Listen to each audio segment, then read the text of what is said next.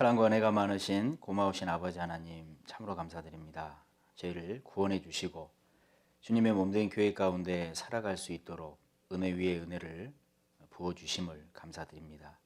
여전히 연약하고 여전히 약하기에 우리 주님의 말씀이 아니라면 저희들 늘 곁길로 행하며 또 잘못된 길 가운데 살아갈 수밖에 없는 존재들입니다. 늘 말씀의 힘으로 붙들어 주시고 함께해 주셔서 주님 앞에 섰을 때 정말 잘했다라는 칭찬 가운데 우리 모두가 설 수 있도록 도와주시기로 원합니다. 우리 주님께서 허락하신 이 경주의 길, 그 끝까지 잘 달려갈 수 있도록 저희들을 붙들어 주시고 함께해 주시기를 간절히 원합니다. 어려운 시간 가운데 있는 듯 하지만 이 시간 또한도 우리 하나님의 뜻 가운데 있음을 저희들이 잘 알고 있습니다. 이 시간을 더욱 지혜롭게 잘 보낼 수 있도록 도와주셔서 이 시간을 보내고 난 이후에 저희들이 오히려 믿음의 진보와 복음의 진보를 이루는 귀한 시간이 되었다라고 또 서로 간증할 수 있는 시간으로 채울 수 있도록 이끌어 주시옵소서. 오늘도 우리 주님께서 함께해 주심으로 말씀을 통해 마땅히 우리가 일깨우고 살아가야 할 것이 무엇인지 알 수 있도록 도와주시기로 합니다. 말씀의 한 시간 하나님께서 함께해 주시기로 원하오며 저희를 사랑하시는 고마우신 우리 구주 예수님의 이름으로 감사하며 기도드렸습니다. 아멘. 네, 저희들 베드로후서 1장 말씀 찾으시겠습니다. 베드로후서 1장입니다. 5절부터 베드로후서 1장 5절부터 10절까지 5절부터 제가 천천히 읽어드릴게요. 이러므로 너희가 더욱 힘써 너희 믿음의 덕의 지식을, 지식의 절제를, 절제의 인내를, 인내의 경건을, 경건의 형제 우애를, 형제 우애의 사랑을 공급하라. 이런 것이 너희에게 있어 흡족한즉 너희로 우리 주 예수 그리스도를 알기에 게으르지 않고 열매 없는 자가 되지 않게 하려니와 이런 것이 없는 자는 소경이라. 원시치 못하고 그의 옛죄를 깨끗게 하심을 잊었느니라.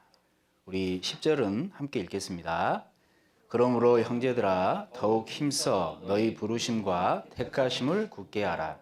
너희가 이것을 행한즉 언제든지 실족지 아니하리라. 네. 우리가 이렇게 함께 만나서 교제할 수 있는 시간이 계속 이렇게 좀 딜레이 되다 보니까 또 개인적으로 많이 힘들어하는 그런 분들이 또 있을 수도 있을 것 같아요. 근데 이런 시간을 또 우리가 어떻게 보내느냐에 따라서 우리 신앙의 모습이 많이 바뀌겠다 하는 생각이 듭니다. 육신의 정욕을 쫓아 살면 결국은 하나님과 멀어지겠죠. 그런데 오히려 이런 시간을 성령의 인도함을 따라 살게 된다면 우리가 오히려 하나님 안에서 그 믿음의 진보를 이루고 만났을 때요 서로 더욱 밝은 모습으로 만날 수 있겠다라는 생각을 해봅니다. 그런데 이제 우리가 성령의 인도를 따라 살기 위해서 좀 인식해야 될 게 있을 거예요. 그렇죠? 본성이라는 겁니다. 우리 고린도전서 11장 14절에 보면요. 만일 남자가 머리가 길면 자기에게 욕되는 것을 본성이 너희에게 가르치지 아니하느냐 이렇게 말씀하시거든요. 그러니까 이 본성에 대해서 말씀을 하십니다. 예를 들어서 우리 개미 있죠. 개미는요 여름 동안에 부지런히 일해서 먹을 것을 예비하죠. 태어날 때부터 갖는 특징이라는 거죠. 사반도 마찬가지입니다. 약한 종류로 돼 바위 틈에 집을 짓고 살지 않습니까? 도마뱀은 어때요? 꼬리를 딱 잡으면 꼬리를 딱 자르고 도망가잖아요. 그들이 스스로가 지혜로워서가 아니고 나면서부터 하나님께서 주신 특징이라는 거죠. 우리 사람도 마찬가지입니다. 나면서부터요 갖고 있는 본성이라는 게 있어요. 아담으로부터 물려받은 죄씨를 갖고 태어났지 않습니까? 그러니까 우리가 죄의 기질이 있는 겁니다. 그래서 이러한 시간 가운데 내가 정말 깨어 살지 못하면 어떻게 살아요? 육신의 정욕, 안목의 정욕, 이생의 자랑이라는 죄의 기질을 갖고 태어난 사람들이기 때문에요 오히려 게을러지고 나태해지고 정말 육신에 빠져버릴 수밖에 없다라는 겁니다. 근데 감사하게도 우리 그리스도인들은 하나님께서 주신 또 다른 본성이 하나 더 있습니다. 뭡니까? 신의 성품에 참여할 수 있는, 그러니까 거듭나야만 가질 수 있는 이 하나님에 대한 그런 기질이 있다라는 거죠. 우리 베드로후서 찾으셨으니까요. 1장 4절 말씀 봐보셔요. 4절도 제가 읽어드릴게요. 이로써 그 보배롭고 지극히 큰 약속을 우리에게 주사 이 약속으로 말미암아 너희로 정욕을 인하여 세상에서 썩어질 것을 피하여 신의 성품에 참여하는 자가 되게 하려 하셨으니, 이렇게 말씀을 하셨습니다. 그러니까 우리가 거듭날 때 근본적으로 또 하나님이 주신 본성이 있다라는 거죠. 뭘까요? 예수님께 감사하는 마음, 예수님을 사랑하는 마음. 그래서 우리 베드로전서 1장 8절 9절 말씀 잘 아실 겁니다. 예수를 너희가 보지 못하였으나 사랑하는도다. 이제도 보지 못하나 믿고 말할 수 없는 영광스러운 즐거움으로 기뻐하니 믿음의 결국 곧 영혼의 구원을 받으니라. 그러니까 정말 이 거듭난 그리스도인들은요, 하나님이 주시는 그런 또 다른 기질, 본성이 있다는 겁니다. 그래서 정말 말씀을 사모하는 마음도 있지 않습니까? 교회를 생각하는 마음도 있고요. 내가 구원받았을 때 형제 자매를 사랑하는 마음도 사실 바탕이 돼 있다는 거죠. 물론 그것들이 말씀 안에서 더 커지고 작아지고 또 잊고 살고, 이것은 개인적인 사람마다 이런 특징이 있겠지만 결국 우리 구원받았을 때 하나님께 주신 또 다른 본성이 있다는 겁니다. 사단은요, 어찌하든지 우리를 하나님과 멀어지게 하려고 하잖아요. 그래서 말씀드린 대로 이런 시간을 정말 그 죄의 기질을 따라 살려고 할 겁니다. 그러면 우리는 어떻게 되죠? 하나님과 멀어지게 되겠죠. 신앙에 실패하게 될 겁니다. 하지만 정말로 이런 시간을 말씀을 통해서 또 기도를 통해서 또 형제자매님들과 전환을 할 수 있잖아요. 이런 모습들을 통해서 정말 하나님께서 우리에게 주신 이 그리스도의 본성을 깨고 산다라면 어떻게 될까요? 오히려 믿음의 진보를 이루는 귀한 시간으로 채워질 수 있다는 겁니다. 그래서 이 시간 단지 어렵다, 힘들다 이렇게 말하고 고민할 그럴 것만 아니고 정말 이런 시간에 말씀을 더 깊이 생각해 보고 또 전하나마 형제 자매님들 한 분 한 분 더 챙겨보고 이런 시간으로 채울 수 있었으면 좋겠다라는 생각이 듭니다. 그래서 우리가 오늘 그 그리스도께서 주님께서 주신 이 본성을 다시 한번 또 일깨우기 위해서 영상이지만 이렇게 모여 있는 거죠. 그렇죠? 근데 이 본성을 일깨워야 되는데 영상이기 때문에 영상 켜놓고 딴 데 가시면 안 돼요. 잘 들으셔야지. 그래야 일깨워집니다. 그래야 내 믿음을 끝까지 지킬 수 있는 거죠. 그래서 우리가 오늘 말씀을 통해 일깨워 보고자 하는 말씀은요, 베드로후서 1장 말씀입니다. 우리 10절 말씀 다시 봐볼까요? 10절. 그러므로 형제들아 더욱 힘써 너희 부르심과 택하심을 굳게 하라. 너희가 이것을 행한즉 언제든지 실족지 아니하리라. 이렇게 말씀을 하셨습니다. 그래서 우리의 신앙생활은 경주라고 하나님께서 말씀하시잖아요. 시작이 언제라고 그러셨죠?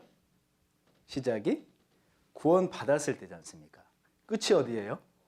하나님의 영광 앞에 서는 그날이 바로 신앙의 끝이죠. 그래서 하나님은 구원받고 영광에 이르는 하나님 앞에 서는 그날까지가 경주다라고 말씀을 하셨고, 우리는 그 경주에 불리움을 받은 경주자다라고 말씀을 하셨지 않습니까? 그래서 우리가 이 경주를 어찌하든지 끝까지 달려야 됩니다. 근데 마음대로 달리면 안 되겠죠.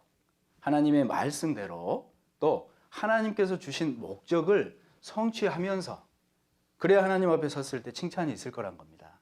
우리 디모데후서 2장 5절 말씀에 하나님이 뭐라고 말씀하셨습니까? 경계하는 자가 법대로 경계하지 아니하면 면류관을 얻지 못할 것이요. 이렇게 말씀을 하셨죠.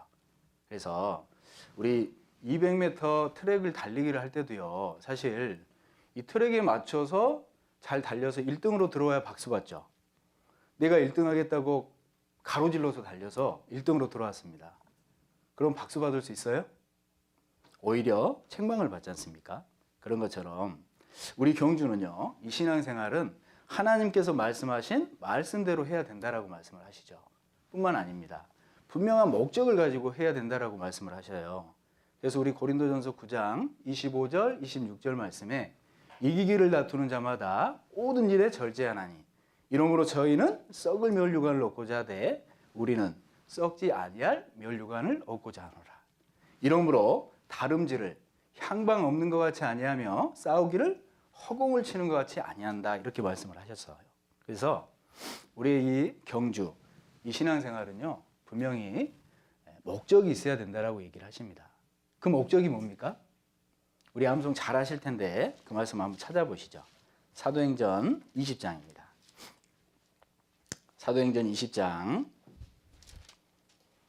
24절 말씀 한번 찾아보시죠. 사도행전 20장 24절, 우리 찾으셨으면 이 말씀은 함께 읽겠습니다. 나의 달려갈 길과 주 예수께 받은 사명 곧 하나님의 은혜의 복음 증거하는 일을 마치려 하면은 나의 생명을 조금도 귀한 것으로 여기지 아니하노라. 말씀하신 것처럼 정말 우리가 이 경주를 당한 경주자이고 하나님의 말씀대로 또 분명한 목적을 가지고 살라고 말씀을 하십니다. 그 목적은 바로 우리가 먼저 깨달은 하나님의 은혜의 복음을 증거하는 일이다 라고 말씀을 하시죠. 그래서 그 일을 잘 감당하고 하나님 앞에 섰을 때 우리에게 멸류관이 있다라고 말씀을 하시는 겁니다. 그래서 우리 모든 형제 자매님들이 사실 이 경주를 잘 달리고 싶잖아요. 내가 이 믿음 생활을 하고 있는데 나는 하다가 힘들면 포기해야지, 실족당해도 괜찮아, 이런 생각 안 쳐. 어찌하든지 정말 끝까지 잘 달려가기를 원하는 게 그리스도인의 소원일 겁니다. 그래서 하나님이요, 말씀 가운데 많은 그 답들을 알려주셨습니다. 정말 그 믿음을 실족지 않고 끝까지 달려가기 위한 방법들을 성경 이곳저곳에 많이 기록을 해 놓으셨다는 거죠. 그 중에 하나가 오늘 함께 읽은 말씀입니다. 우리 다시 가보시죠. 베드로후서 1장입니다. 베드로후서 1장 우리 10절 말씀을요 다시 한번 읽도록 하겠습니다. 함께 읽으시죠. 10절입니다. 그러므로 형제들아 더욱 힘써 너희 부르심과 택하심을 굳게 하라. 너희가 이것을 행한즉 언제든지 실족지 아니하리라. 하나님께서 이것을 행한즉 언제든지 실족지 아니하리라 이렇게 말씀하셨잖아요. 그러니까 우리에게 당한 이 믿음 생활, 이 경주를 실족하지 않기 위해서 이것을 행한즉 언제든지 실족지 아니하리라 이렇게 말씀을 하셨습니다. 그럼 여기서 말씀하시는 이것을, 이건 어디를 말씀하시는 걸까요? 바로 5절, 6절, 7절 말씀이죠. 5, 6, 7절 말씀을 제가 다시 한번 읽어드릴게요. 이러므로 너희가 더욱 힘써 너희 믿음의 덕을, 덕의 지식을, 지식의 절제를, 절제의 인내를, 인내의 경건을, 경건의 형제 우애를, 형제 우애의 사랑을 공급하라. 이것을 행한즉 언제든지 실족지 아니하리라. 이렇게 말씀을 하고 계시는 겁니다. 우리 흔히 이것을요, 믿음이라는 기초 위에 7층 탑이다라고 얘기를 하는 겁니다. 믿음, 그 터 위에 덕을, 덕의 지식을, 지식의 절제를, 절제의 인내를, 인내의 경건을, 경건의 형제의 우애를, 형제의 우애의 사랑을, 이 믿음의 탑을 잘 쌓으면요, 우리가 이 경기를 언제든지 실족지 않고 끝까지 잘 달려갈 수 있다라고 말씀을 하시는 거죠. 그래서 우리 이 믿음이라는 터 위에 7층 탑을 어떻게 하면 잘 쌓을 수 있냐면, 이 부분이 무슨 부분인지, 또 하나님께서 어떠한 의미를 담고 있는지 내가 또 생각해보고 또 깊이 묵상해 봄으로써 의미가 있는 거지 않습니까? 그래서 오늘 이 믿음부터 사랑까지 이 탑일 한번 좀 생각을 해봤으면 좋겠다라는 생각을 해봅니다. 먼저는요, 믿음이라는 터입니다. 우리 어떤 건축물을 쌓을 때 가장 중요한 게 뭡니까? 기초공사죠. 기초공사. 기초를 잘 다져놓지 않으면요, 어떤 아름다운 건물을 세워놔도 사실 무너지기 쉽잖아요. 그걸 부실공사라고 그러죠. 그래서 사실 정말 이 실족지 않는 이 신앙의 탑을 쌓기 위해서 먼저는 말씀하시는 게 터를 말씀을 하고 계시는 겁니다. 바로 믿음인 거죠. 그래서 우리 정말 내가 하나님 앞에 인정받기 위한 신앙생활을 하기 위해서는요, 그 탑을 쌓기 위해서는 먼저 구원이 확실해야 됩니다. 우리 고린도전서 3장 한번 가보시죠. 고린도전서 3장입니다. 고린도전서 3장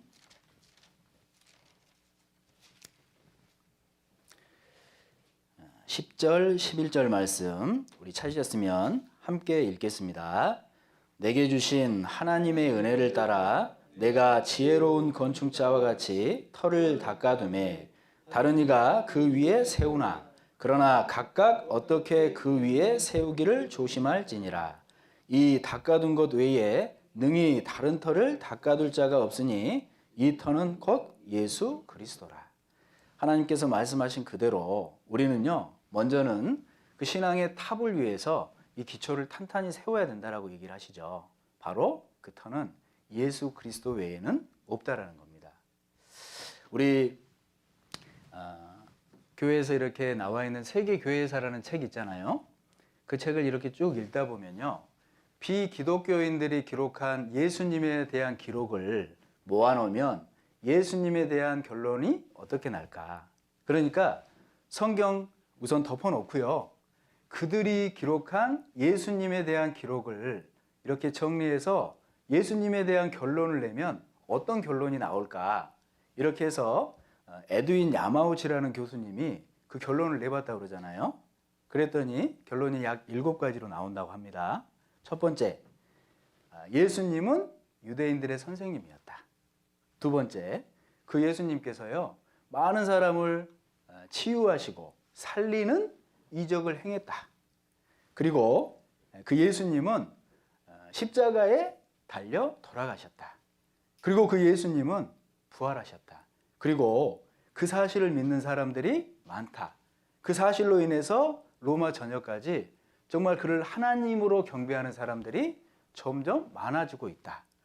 성경을 빼놓고 비기독교인들이 기록한 예수님에 대한 기록을 정리하면 그렇다라는 겁니다. 우리가 성경을 통해 배운 예수님과 동일하지 않습니까? 그런데 이제 문제는 뭐예요? 예수님은 실존했던 역사적 인물이셔요. 그런데 문제는요, 그분이 나의 죄를 위해서 오신, 그리고 부활하신 바로 구세주라는 개인적인 믿음이라는 거지 않습니까? 그렇죠? 만약에 예수님이 죄를 위해서 돌아가셨다, 그걸 아는 사람들은 많습니다. 실존하는 인물이었다, 그걸 아는 사람도 많아요. 그런데 문제가 뭡니까? 나의 죄와는 무관한 겁니다. 그래서 구세주가 될 수 없는 거죠. 근데 우리는 분명히 그 예수님을 영원한 속죄를 이루어 주신 나의 구세주로 받아들였기 때문에 지금 이 자리에 모여 있는 거 아닙니까? 그게 바로 예수님으로 인한 믿음의 태가 견고하다라는 겁니다. 그 외에 더해질 수 있는 것은 없어요. 터는 오직 예수 그리스도입니다. 맞죠? 그래서 우리 요한복음을 보면 요한복음 20장에 이 요한복음을 기록하신 목적이 분명히 나타나 있죠. 예수님은 하나님의 아들이시고 그 아들을 믿음으로써 영생을 얻는 것이다. 그것이 요한복음을 우리에게 주신 목적이라는 겁니다. 그래서 우리가 요한복음을 쭉 살펴보면요, 그 예수님은 생명이셨다라는 말씀이 많죠. 요한복음 6장은 뭐라고 말씀하시죠? 예수님은 생명의 떡이라고 말씀하십니다. 8장은요, 세상의 빛으로 오셨다라고 말씀하시죠. 11장은 뭐라고 말씀하십니까? 나는 부활이요 생명이니 나를 믿는 자는 죽어도 살겠고 무릇 살아서 나를 믿는 자는 영원히 죽지 아니하리니 그것을 네가 믿느냐? 믿습니까? 그것을 내 개인적인 믿음으로 받아들였기 때문에 내 구원이 확실하고 내가 교회의 일원이 되어서 이렇듯 살아가고 있다는 겁니다. 뿐만 아니죠. 정말로 이 개인적으로 예수님을 믿은 이 믿음의 터도 중요한데 내가 구원받고 난 이후에 신앙생활 할 때도 필요한 것이 믿음이라는 겁니다. 그렇죠? 구세주만 되신 분이 예수님이 아니시고 나의 이제 하나님 앞에 서는 그날까지 함께 하시는 임마누엘 하나님이 바로 그분이셨다라는 거예요. 그래서 우리 마태복음 1장에 보면요, 예수님의 이름이 두 가지로 표현되잖아요. 첫 번째는 구세주죠. 또 한 가지는 임마누엘이십니다. 그러한 예수님이 우리에게 오셨고 실제로 지금도 함께하고 계시다라는 거죠. 뿐만 아니라 우리가 정말로 인식해야 될 믿음은 무엇이냐? 우리는 모든 삶 가운데 하나님 앞에 살고 있다는 것을 인식하고 살아야 됩니다. 하나님은 어떤 분이셔요? 내가 하나님 잠시 여기 계십시오 하고 나 혼자 가면 안 계시는 분입니까? 아니죠. 하나님은 천지에 충만하신 분이십니다. 우리 예레미야 23장 가보시겠습니다. 예레미야 23장. 예레미야 23장 23절 한번 찾아보시죠. 예레미야 23장 23절입니다. 우리 23절 24절 말씀도 찾으셨으면 함께 읽겠습니다. 나 여호와가 말하노라. 나는 가까운 데 하나님이요 먼 데 하나님은 아니냐? 나 여호와가 말하노라. 사람이 내게 보이지 아니하려고 누가 자기를 은밀한 곳에 숨길 수 있겠느냐? 나 여호와가 말하노라. 나는 천지에 충만하지 아니하냐? 하나님은 온 세상에 충만하신 분입니다. 그러니까 나는 언제나 하나님의 눈앞에 있는 사람이라는 거예요. 우리 코람데오 잘 아시죠? 하나님 앞에서라는 이 의식이 내 신앙의 모습을 바꿔갑니다. 하나님이 나의 모든 모습을 보고 있다. 우리 방 안에 있는데요, 나 혼자 있어요. 그럼 어떻습니까? 행동에 아무런 제약이 없죠. 그런데 만약에 CCTV라도 나를 이렇게 지켜본다고 생각을 해보셔요. 내 마음대로 지낼 수 있습니까?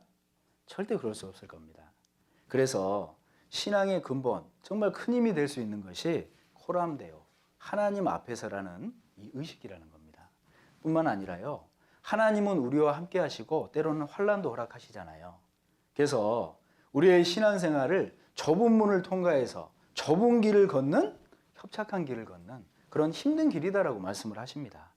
분명한 사실이지 않습니까? 우리 사도행전 14장 한번 가보십시오.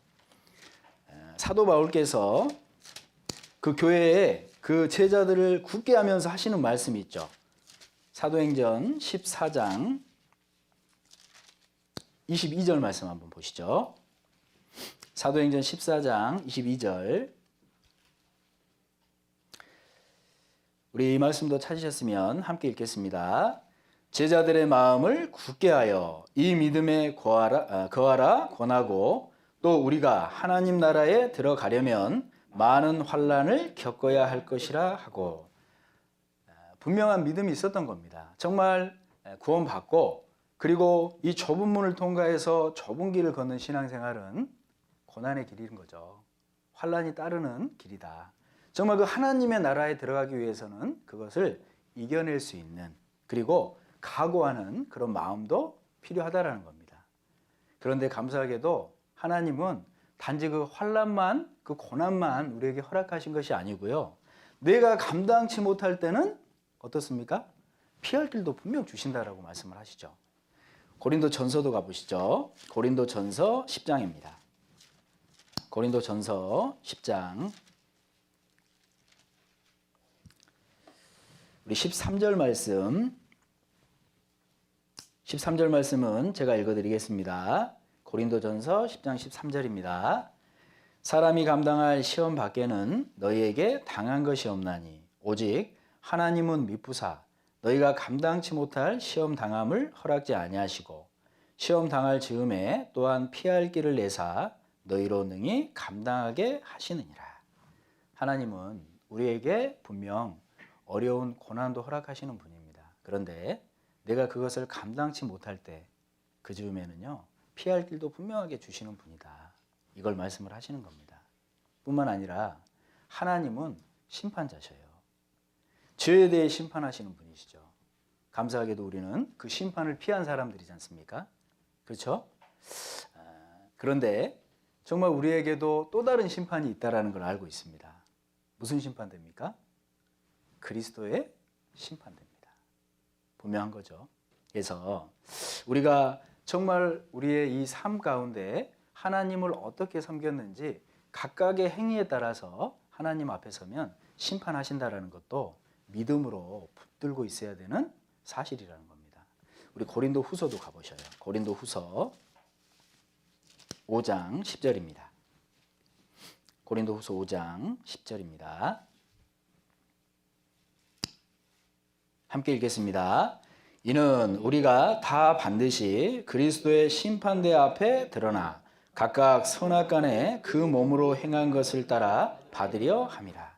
그리스도의 심판대는 분명히 있습니다.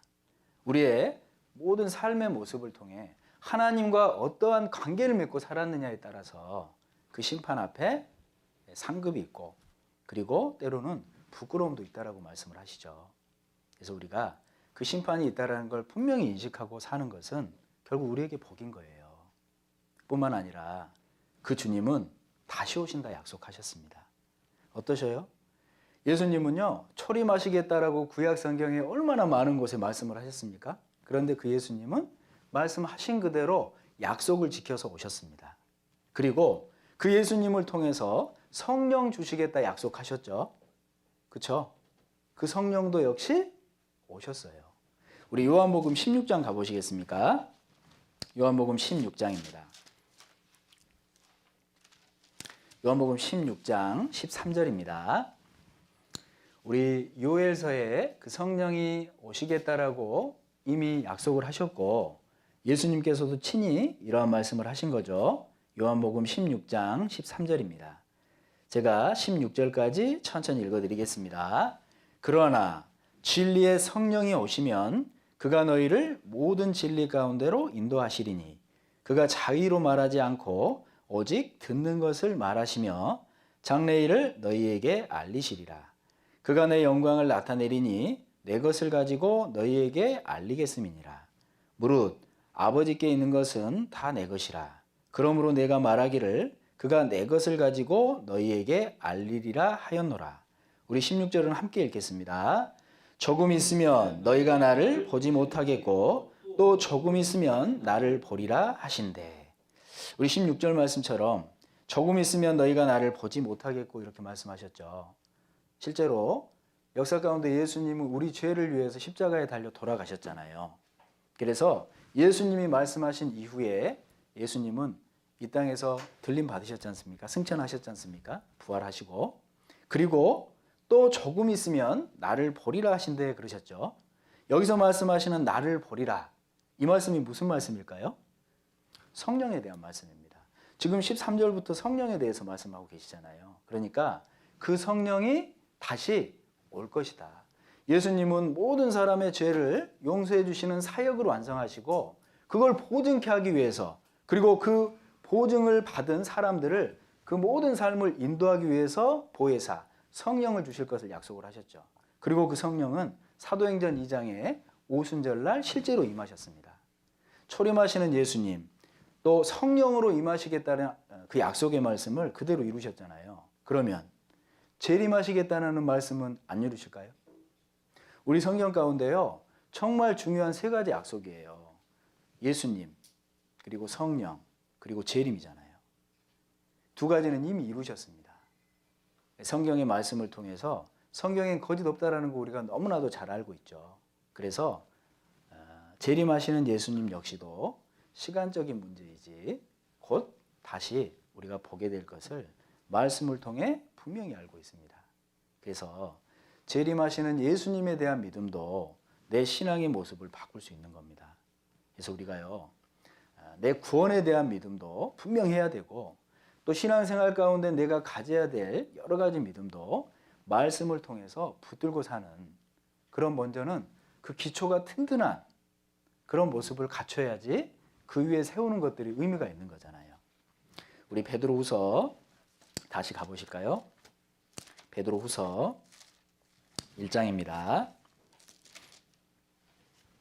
베드로후서 1장 말씀은 잡아놓으시면 좋을 것 같아요. 계속 이렇게 왔다 갔다 할 거니까요.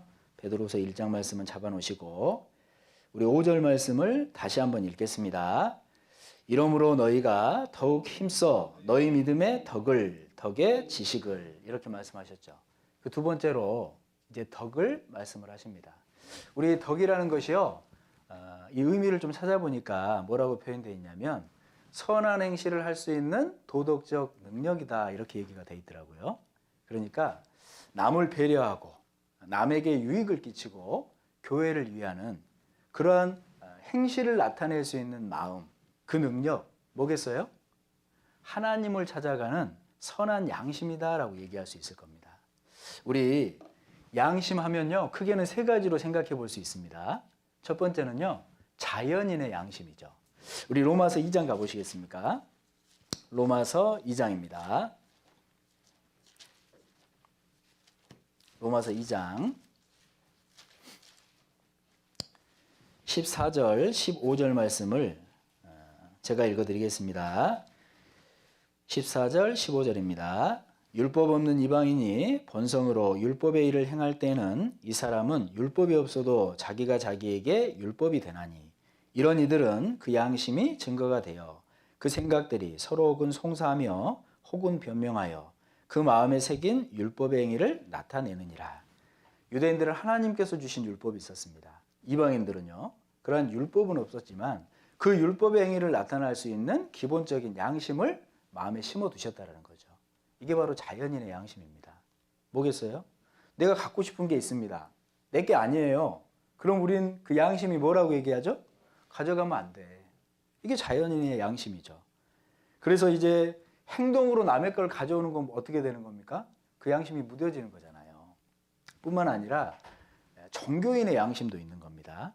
종교인의 양심이라는 건요, 말씀은 덮어놓고요, 말씀은 철이 비켜놓고 사람의 계명으로 하나님의 법이다 이렇게 만드는 겁니다. 하나님의 말씀을 사람의 계명으로 폐하는 거예요. 그렇게 만들어 놓고요, 그거 잘 지키면 그래도 자기네들이 말하는 좋은 곳에 갈 것 같고, 그걸 잘 안 지키면 자기네들이 말하는 안 좋은 곳에 갈 것 같고, 이것이 바로 종교인의 양심이라는 겁니다. 마가복음도 가보시겠습니까? 마가복음 7장입니다. 마가복음 7장 6절 말씀 찾아보시죠. 마가복음 7장 6절입니다. 6절부터 제가 읽어드릴게요. 가라사대 이사야가 너희 외식하는 자에 대하여 잘 예언하였도다. 기록하였으되 이 백성이 입술로는 나를 존경하되 마음은 내게서 멀도다. 사람의 계명으로 교훈을 삼아 가르치니 나를 헛되이 경배하는도다 하였느니라. 너희가 하나님의 계명은 버리고 사람의 유전을 지키느니라. 우리 13절 말씀 가보시죠. 13절은 우리 함께 읽겠습니다. 너희의 전한 유전으로 하나님의 말씀을 폐하며 또 이 같은 일을 많이 행하느니라 하시고 이렇게 말씀을 하셨습니다. 그래서 정말 그 하나님의 말씀을 폐하는 그런 종교인의 양심, 사람들의 계명을 가지고 오히려 하나님과 대적하는 그런 모습이 있다라고 얘기를 하죠. 그런데 하나님은 정말로 우리에게 말씀하시는 것은 그리스도인의 양심입니다. 바로 하나님을 찾아가는 선한 양심을 얘기하시죠. 베드로 전서 가보시죠.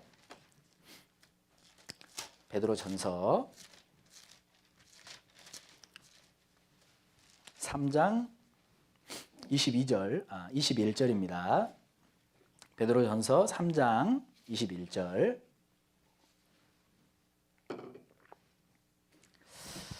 우리 찾으셨으면 21절 말씀을 함께 읽을까요? 물은 예수 그리스도의 부활하심으로 말미암아 이제 너희를 구원하는 편이 곧 세례라. 육체의 더러운 것을 제하여 버림이 아니요 오직 선한 양심이 하나님을 향하여 찾아가는 것이라. 우리 여기서 말씀하시는 21절의 물이 무슨 물이겠어요? 20절에서 말씀하시는요, 노아 홍수 때 그 물 심판을 이뤘던 물입니다. 그 물 때 모든 코로 기식하는 동식물은 다 죽었죠. 동물들은. 그렇죠? 그리고 그 물이 모두 감해지고 노아 식구들로 인해서 새로운 삶이 시작이 된 겁니다. 그리스도인으로 치면요, 예수님과 함께 죽었고 예수님과 함께 부활한 그 세례의 표를 얘기를 하는 겁니다. 그래서 우리가 세례를 받아야 구원이 아니다, 구원이다 이걸 얘기하는 게 아니죠. 정말로 예수님과 함께 죽고 그리고 다시 예수님과 함께 부활한 그 그리스도인들은 그 표로서 세례를 받지 않습니까? 침례를. 그렇죠? 그 사람은요. 하나님을 찾아가는 선한 양심이 있다라고 얘기를 하는 겁니다. 그래서 우리 3장 21절 후반절에 있는 말씀처럼 오직 선한 양심이 하나님을 향하여 찾아가는 것이라. 정말 우리에게는요. 구원받은 그리스도인이라면 하나님을 찾아가는 선한 양심이 있습니다. 그것이 먼저는 남을 위하는 것이고 그것이 교회를 위하는 것이고 그것이 형제 자매님들을 위하는 모습이라는 겁니다. 그래서 우리 마태복음 7장 12절 말씀이 성경에서 말씀하시는 황금률이다라고 말씀을 하시죠. 혹시 기억하십니까? 그러므로 누구든지 남에게 대접받고자 하는 대로 남을 대접하라. 이것이 율법이요 선지자니라. 이것이 황금률입니다. 그러니까 내가 남에게 대접받으려고 내가 대접해야지 이 얘기가 아니에요. 적극적인 선을 베풀라고 말씀하시는 내용인 겁니다. 우리 누가복음 10장에요. 선한 사마리아인의 얘기 잘 아시죠? 우리 그래도 한번 찾아보시죠. 누가복음 10장.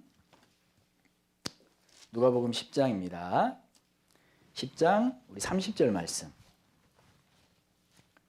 30절 말씀을 누가복음 10장 30절 말씀부터 제가 천천히 읽어드릴게요. 예수께서 대답하여 가라사대 어떤 사람이 예루살렘에서 여리고로 내려가다가 강도를 만나매 강도들이 그 옷을 벗기고 때려 거반 죽은 것을 버리고 갔더라.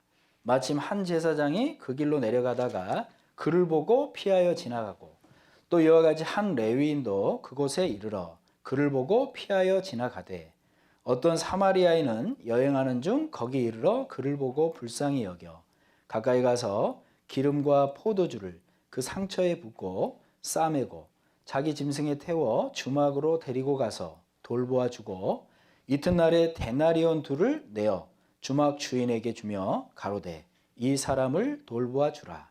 부비가 더 들면 내가 돌아올 때에 갚으리라 하였으니 이렇게 말씀을 하셨죠. 우리 어떤 사람이 강도를 만나서 커반 죽게 됐습니다. 레위인도 제사장도 그냥 지나갔어요. 그런데 사마리아인은 그 사람에게 다가가서요. 기름과 포도주를 그 상처에 붓게 부었다라고 말씀하시죠. 여기서 말씀하시는 기름과 포도주가 뭡니까? 성령과 피입니다. 그러니까 거반 죽게 된 사람은 결국은 내 모습이었잖아요. 그런데 예수님이 다가오셔서 우리에게 피와 성령으로서 나를 건져주신 겁니다. 그렇게 싸매우셔서 짐승에 태웠죠. 그리고 주막이라는 교회로 나를 돌볼 수 있도록 인도하신 거예요. 주막은 교회지 않습니까? 그리고 부비 둘을 뒀어요. 그죠? 데나리온 둘을. 여기서 말씀하시는 데나리온 둘이 뭐겠어요? 은혜와 진리입니다. 이 데나리온 둘을 내어 주막 주인에게 주며 가로되 이 사람을 돌보아 주라. 부비가 더 들면 내가 돌아올 때에 갚으리라. 바로 이것이 예수님의 말씀입니다. 주님이 다시 오실 때 정말 더 필요한 게 있었다라면 준다라고 그렇게 말씀을 하신 거잖아요. 그래서 우리는요 의무가 있어요. 어떤 의무입니까? 주막에서 잘 치료받아야 될 의무가 있죠. 아프면 아픈 대로 내어버려 두고 시간을 보내는 것이 아니고 내가 부족한 것들을 계속해서 치유받음으로 주님을 닮아가야 되는 의무가 있는 사람들입니다. 뿐만 아니라 37절 봐보시죠. 37절 우리 37절 말씀은 함께 읽겠습니다. 가로되 자비를 베푼 자니이다. 예수께서 이르시되 가서 너도 이와 같이 하라 하시니라. 그리고 또 우리는 또 다른 할 일이 있는 겁니다. 내가 이렇게 치유받았고 건져졌던 것처럼 다른 사람, 정말 거반 죽게 된 많은 사람들을 살려야 되는, 도와야 되는 그 역할을 하라고 말씀을 하시는 거죠. 그것이 바로 하나님을 찾아가는 선한 양심이 가능하게 하는 거라는 거죠. 이것이 정말 그 믿음의 터 위에 있는 덕의 모습이다라고 말씀을 하실 수 있는 거죠. 우리 베드로 후서 다시 한번 가보시겠습니다. 그 위에 세워야 될 것은 이제 지식인 겁니다. 5절입니다. 5절. 우리 오늘 이 말씀은 여러 번 읽겠네요. 잘하면 암송하실 수도 있겠어요. 그렇죠? 5절 말씀 다시 한번 읽겠습니다. 이러므로 너희가 더욱 힘써 너희 믿음의 덕의 지식을 믿음의 기초 위에 정말 하나님을 찾아가는 선한 양심, 그 덕을 세우고 그 위에 지식을 세우라고 말씀을 하십니다. 이 지식이라는 것이요, 하나님의 뜻과 하나님의 마음을 분별하는 지혜의 근본되는 지식을 얘기를 하는 거거든요. 그노시스. 그러니까 좀 더 쉽게 얘기하면 분별력을 얘기를 하는 겁니다. 저 한번 봐보시겠어요? 어떤 아이가요, 어떤 아기가 있어요. 그 아기를 돌보는 엄마가 있습니다. 그런데 그 엄마가 벽이 너무나도 지저분해서 페인트를 좀 발라야겠다. 그래서 페인트도 사고 신나도 샀어요.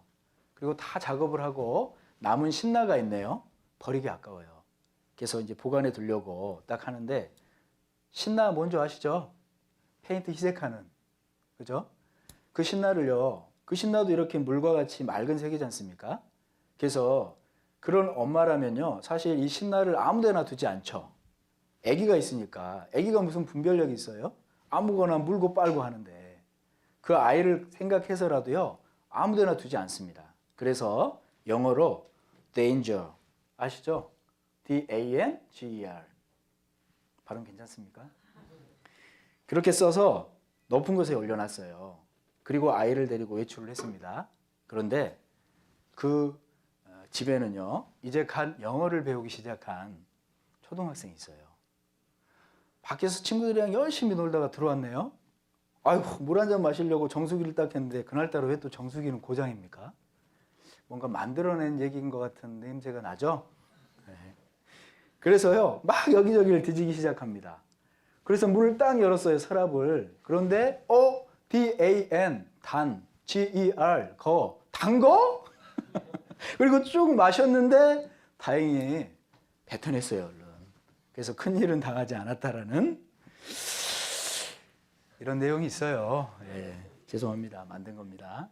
그런데 이러한 위험한 행동은 어디서 기인됩니까? 분별이 없는 모습에서 기인된 거잖아요. 제대로 알지 못하는 모습에서 기인된 거지 않습니까?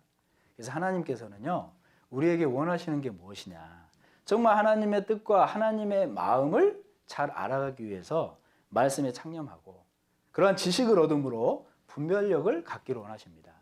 그런 분별력을 가진 사람이 하나님께 희생할 수 있어요. 아무런 분별력 없는 사람이 어떻게 하나님을 위해 살 수 있습니까? 우리 디모데후서 2장 말씀 가보시죠. 디모데후서 2장입니다. 디모데후서 2장 15절 말씀. 15절. 우리 15절 말씀 찾으셨으면 함께 읽겠습니다. 내가 진리의 말씀을 옳게 분별하며 부끄러울 것이 없는 일꾼으로 인정된 자로 자신을 하나님 앞에 드리기를 힘쓰라. 그래서 먼저는 내가 하나님의 말씀을 통해서 하나님의 뜻과 마음을 정확한 분별력을 갖게 되면요, 하나님께 드릴 수 있는 그런 마음도 생긴다는 겁니다. 그래서 하나님이 말씀하시는 그 덕유의 지식이라는 것은 하나님을 아는 그러한 분별력이죠. 그래서 하나님께서 정말로 그러한 하나님을 위해 살다가 하나님 앞에 섰을 때 영광 주기를 원하시는 분이 하나님이시잖아요. 그래서 더욱 힘써 여호와를 알라고 말씀하십니다. 왜냐하면 희생하기 위해서는 하나님을 알아야 되거든요. 하나님의 뜻, 하나님의 마음을 분명히 알아야 희생할 수 있으니까. 그래서 우리 호세아 6장 3절 말씀에 너희가 여호와를 알라. 어떻게 알라고 하셨습니까? 힘써 여호와를 알라. 우리가 정말 하나님을 알아야 됩니다. 그리고 우리 주 곧 예수 그리스도의 은혜와 저를 아는 지식에서 뭐라고 그랬죠? 자라가라 그러시잖아요. 그 사람이 정말 하나님을 위해서 일할 수 있다는 겁니다. 그래서 그 지식을요, 그 분별력을 하나님의 말씀을 통해 계속 키워가야 될 필요가 있는 게 바로 우리의 역할인 거죠. 그 지식 위에 필요한 것이 뭡니까? 절제라고 말씀하셨습니다. 베드로후서 1장 다시 가보시죠. 베드로후서 1장 6절입니다. 6절 말씀도 우리 다시 읽겠습니다. 지식의 절제를, 절제의 인내를, 인내의 경건을, 이렇게 말씀하셨죠. 그 지식 위에 절제라고 말씀을 하셨습니다. 그래서 우리가 그 분별력이라는 절제는요, 지식은 정말 하나님께 희생도 하지만 하나님 안에서 하지 말아야 될 것에 대한 절제도 주는 겁니다. 우리 어때요? 하나님 안에서 정말 드려야 될 희생도 있지만 하지 말아야 될 많은 일들도 있죠. 특히 뭐 조심해야 돼요? 말 조심해야 되잖아요. 말 조심. 그쵸? 그거 아셔요? 사람의 말이요. 사람을 죽이기도 하고 살리기도 하지 않습니까? 잠언 18장 말씀 가보시죠. 잠언 18장 말씀입니다. 잠언 18장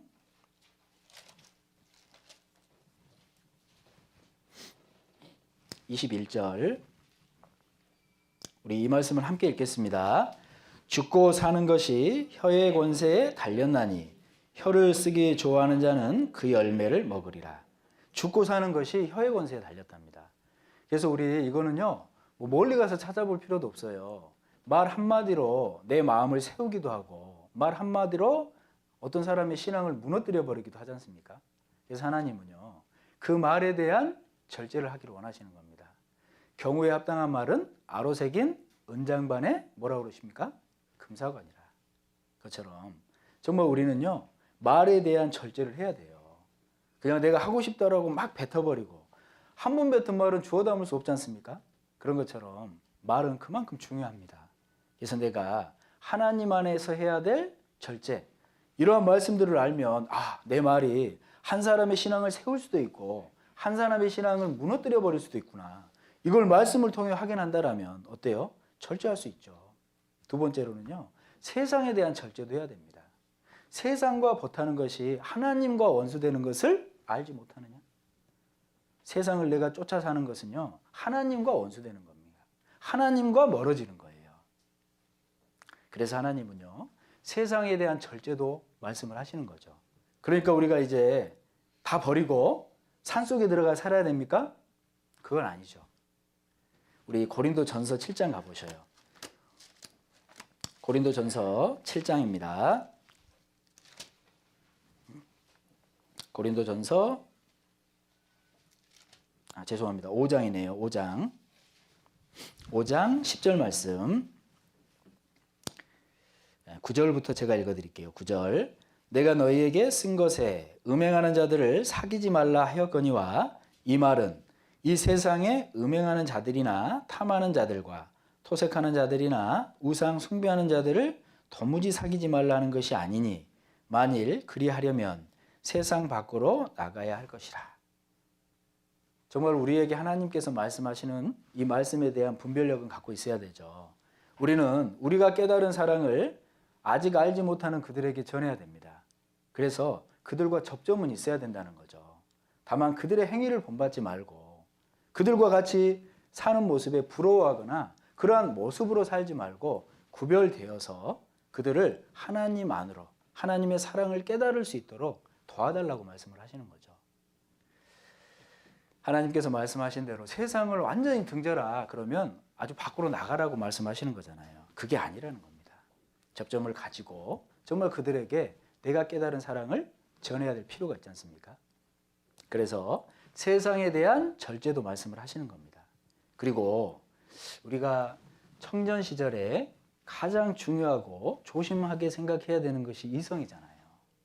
이성에 대한 부분은 분명히 통제에 대해서 말씀을 하시지 않습니까? 그래서 우리 하나님의 말씀 가운데요, 직접적으로 금하는 그런 말씀들이 요즘 시대는 그렇게 많지는 않습니다. 그런데 이성에 대한 것은 직접적으로 말씀을 하셔요. 고린도 후서 가보실까요? 고린도 후서 6장입니다. 고린도 후서 6장 14절부터 16절까지 제가 읽어드리겠습니다.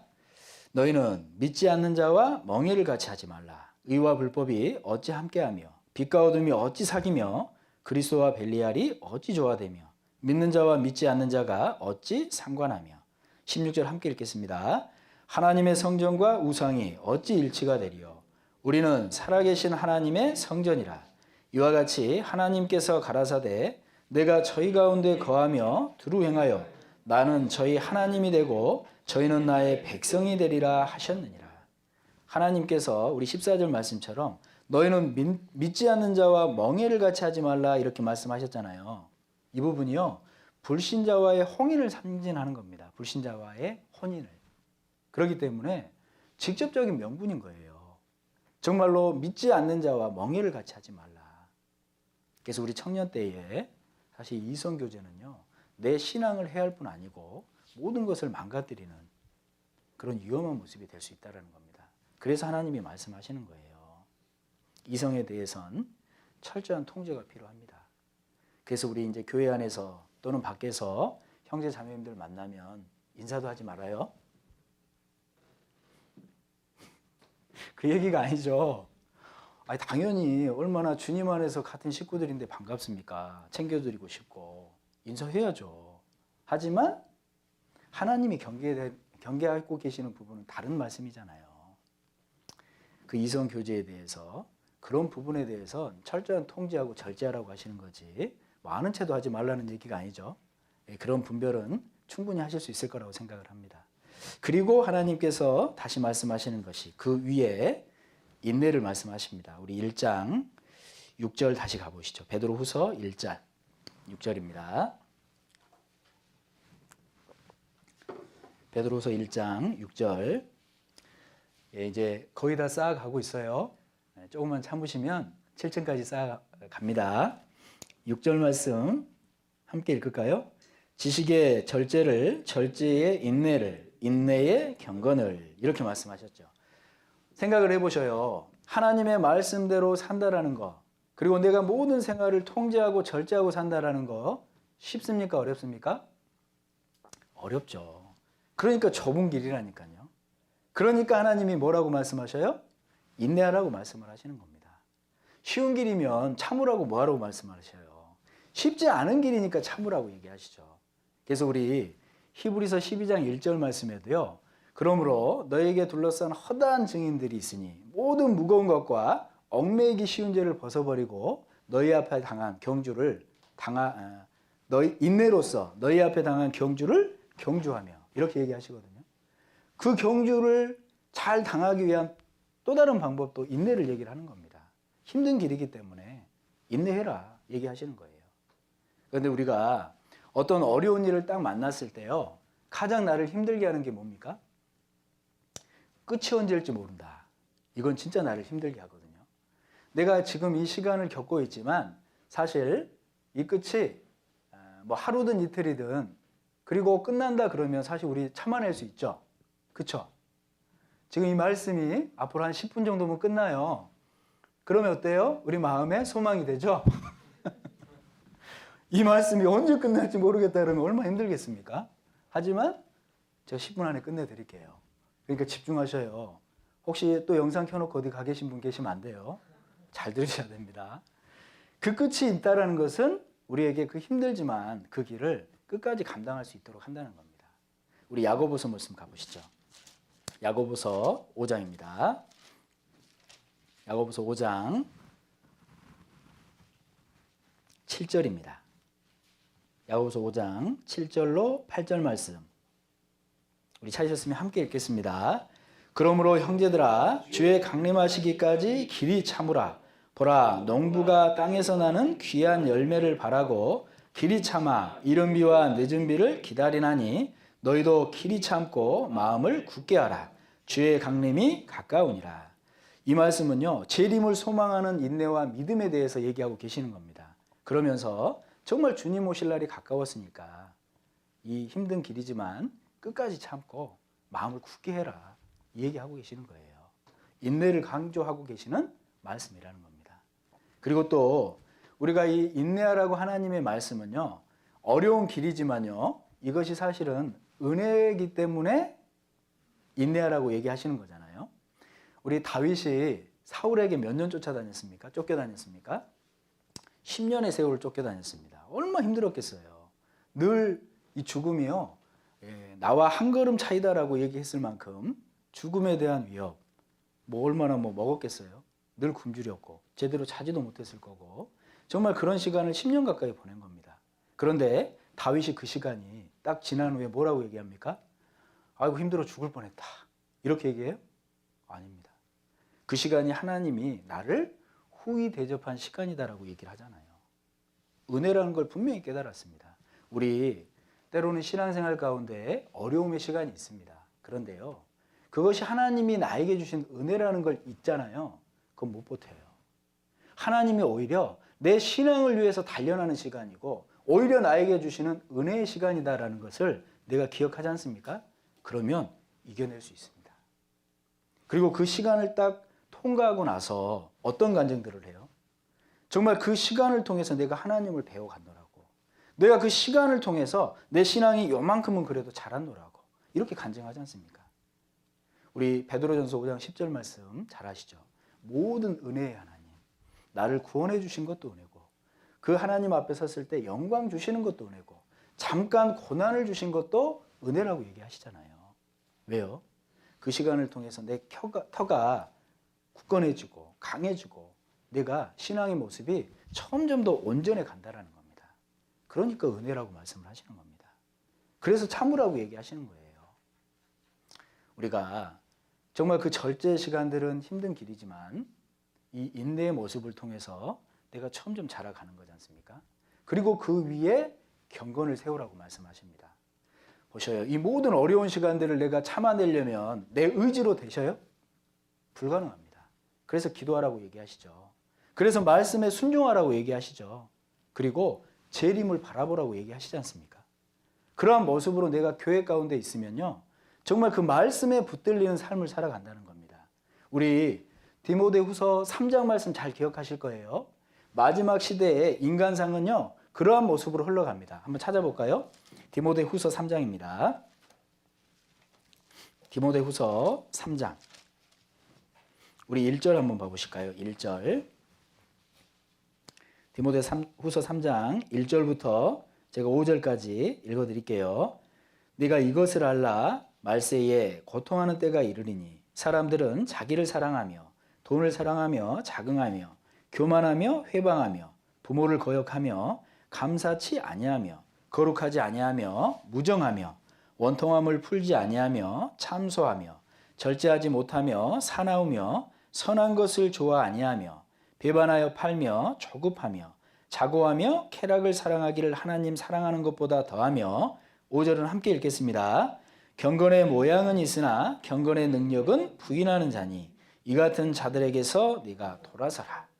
하나님께서 정말 그러한 이 시대는 이렇게 흘러가지만요, 우리가 이 시대의 그 흐름에 맞춰서요 같이 흘려가서 살면 안 된다는 겁니다. 거슬러 살기를 원하시는 거예요.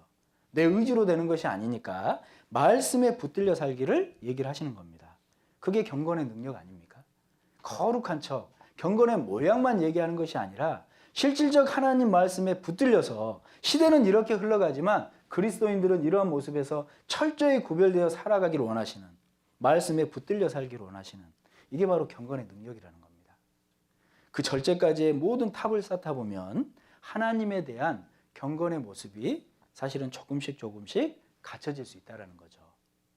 우리가 그런 경건의 능력, 경건의 모양은 버리고요, 그 능력인 말씀에 붙들려서 하나님과의 관계 가운데 살아가기를 원하시는 거지 않습니까?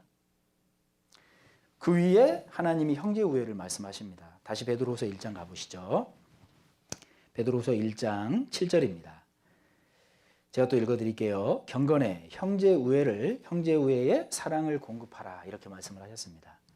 우리 이제 하나님과의 경건의 모습은 있습니다. 그러니까 나와 하나님의 관계만 좋으면 돼, 화목하면 돼, 이것도 아니죠. 그렇죠? 그래서 형제 우애를 말씀하십니다. 하나님과의 관계뿐 아니고 정말 형제 자매님들과의 그런 관계 가운데도 정말 우애 있기를 원하시는 거지 않습니까? 우리 로마서 12장 가보시죠. 로마서 12장 10절입니다. 로마서 12장 10절 말씀, 우리 12장 10절 말씀은 찾으셨으면 함께 읽겠습니다. 형제를 사랑하여 서로 우애하고 존경하기를 서로 먼저 하며.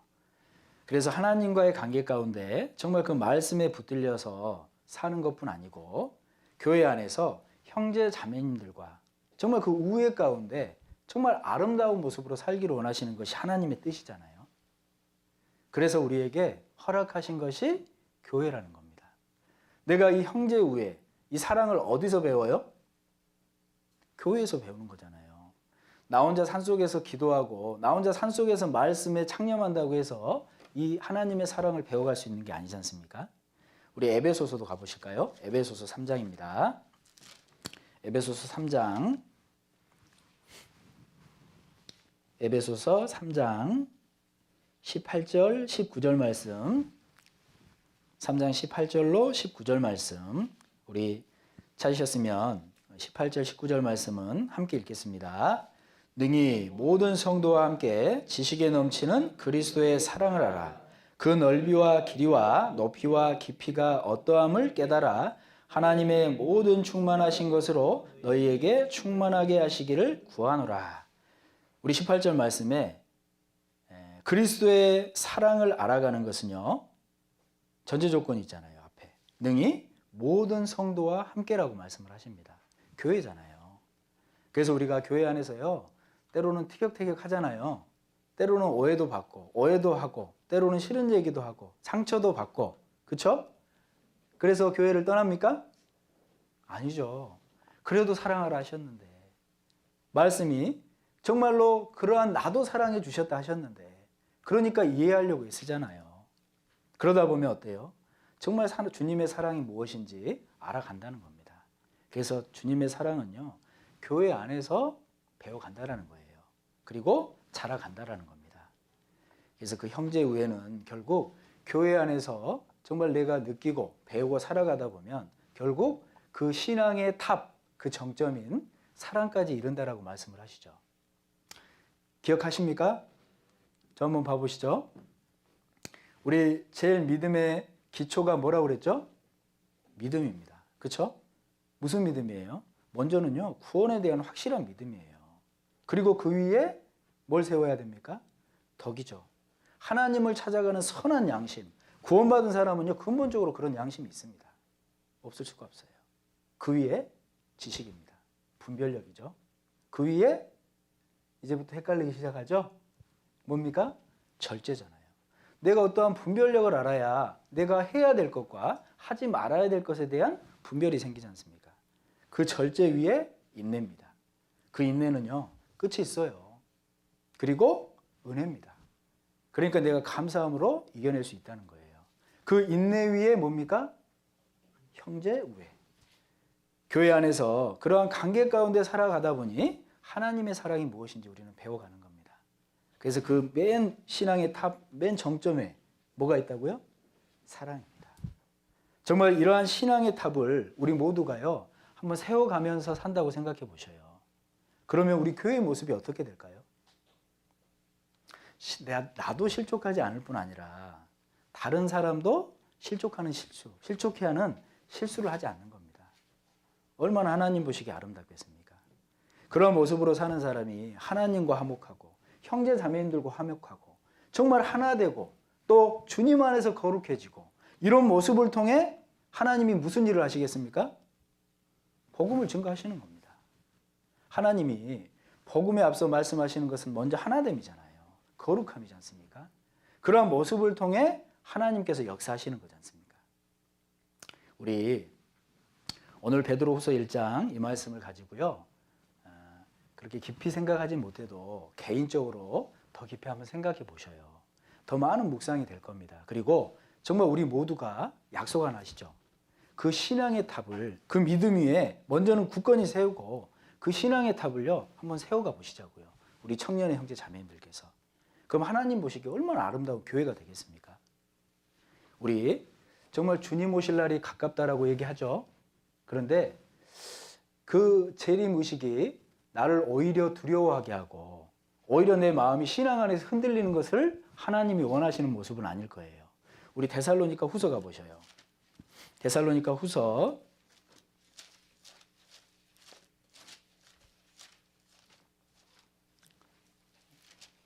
2절 말씀, 2장 2절 말씀 봐보시죠. 2장 2절. 우리 찾으셨으면 함께 읽겠습니다. 혹 영으로나 혹 말로나 혹 우리에게서 받았다는 편지로나 주의 날이 이르렀다고 쉬 동심하거나 두려워하거나 하지 아니할 그것이라. 주님이 가까우려는 분명합니다. 하지만 그것 때문에 내가 두려워하거나 동심하라는 게 아닌 겁니다. 정말 깨어서 하려는 사인인 거예요. 그래서요, 정말 이 사실을 아는 사람은요, 또 성경을 제대로 배운 사람은 이런 재림의식 앞에 더욱 규모 있는 삶을 살기를 원할 겁니다. 내가 있는 위치, 내가 있는 질서 잘 지키면서요, 정말 주님 안에서 더욱 헌신하기를 원할 거예요. 이게 하나님의 뜻이지 않습니까? 우리 베드로후서 다시 가보시죠. 베드로후서.